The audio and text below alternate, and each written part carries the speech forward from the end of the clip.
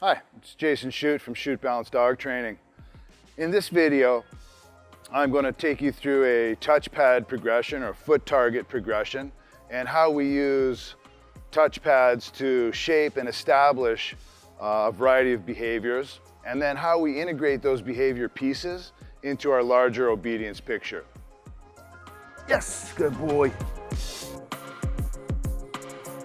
The emphasis of this particular video will be highlighting how we use touchpads to shape the pivoting, developing coordination in the hind legs of the dog to sidestep laterally, which is a highly unnatural movement for dogs, and so therefore employing the touchpads helps us achieve this behavior much easier.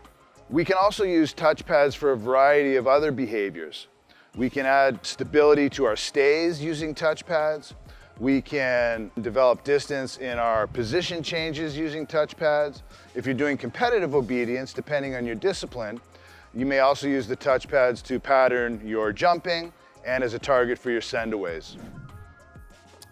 What I use for touchpads are basically these livestock feed bowls, and I just flip them upside down and provide a surface for the dog to stand on.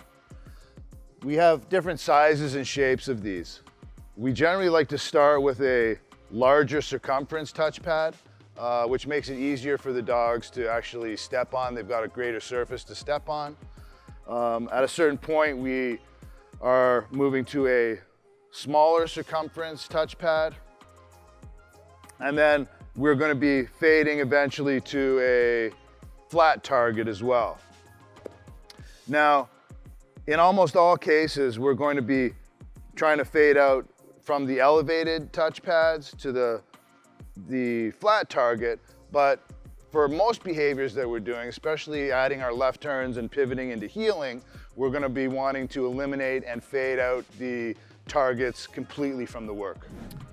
The first step is about getting the dog to and on the touchpad. It's a very basic lured behavior, so it's about getting them onto it, rewarding them in place, and then releasing them off. Good, free dog, nice. Now, for getting the dog to start pivoting, moving their feet laterally from behind, it's again a lured behavior.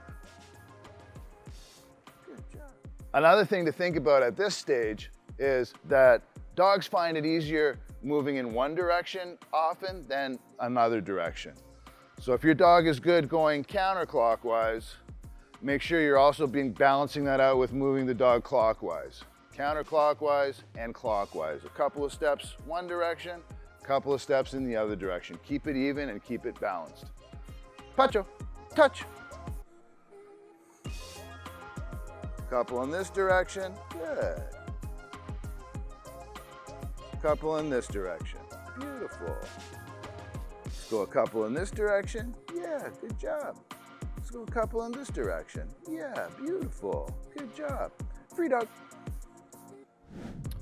Once we have the dog moving in both directions with the lure, turning the dog's head to one side, turning the dog's head to the other side, getting their body to follow, then I want to basically get it to the point where I don't need to use my food lure anymore for this, and my dog will just mirror me wherever I turn on the touchpad. I need to have some good fluency and proficiency on the dog's part, moving around the touchpad before we go to the next step.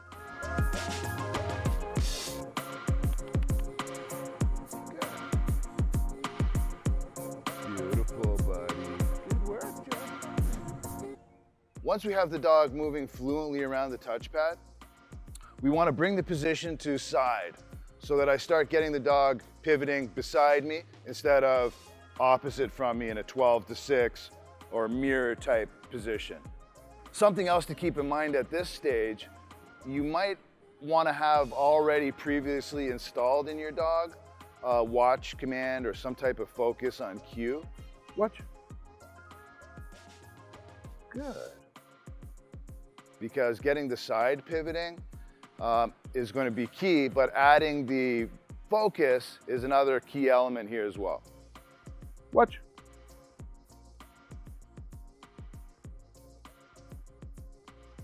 Good. Yes. I hope you enjoyed this video and found it useful.